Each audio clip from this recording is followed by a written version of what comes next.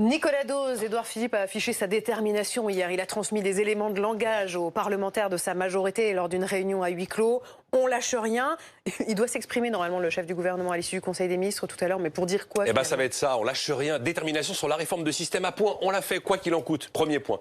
Deuxième point, on va imposer aucun nouveau changement de paramètres, les fameux paramètres de la réforme, âge, tout ça, cotisation.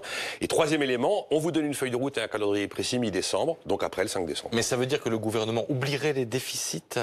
Ça veut dire ça. Ça veut dire que la réforme de système à point universel, à la carte, équitable, il faut la faire, c'est une promesse de campagne. Si elle n'est pas faite, le quinquennat est fini. Donc on fait celle-là et on n'impose pas de nouveaux changements de paramètres. On ne touche pas à l'âge de départ, 62 ans, on ne touche pas au niveau des cotisations, on ne touche pas au montant des pensions et on va toucher à la durée de cotisation. Mais sans rien changer, c'est déjà dans la loi Touraine de 2014.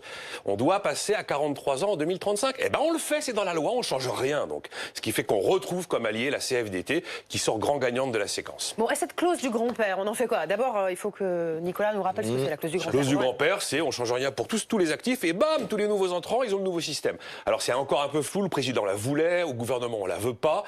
Il faut bien voir que cette clause du grand-père, si on décidait de la faire, c'est pas vraiment qu'on repousse la réforme à 40 ans.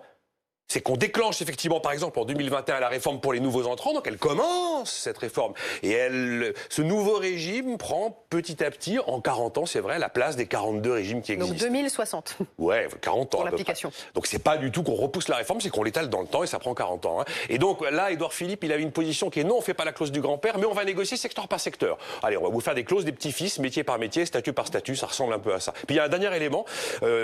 Visiblement, la réforme pourrait ne s'appliquer qu'aux gens qui sont nés en 1967, tandis qu'initialement, elle devait commencer pour les générations nées en 1963.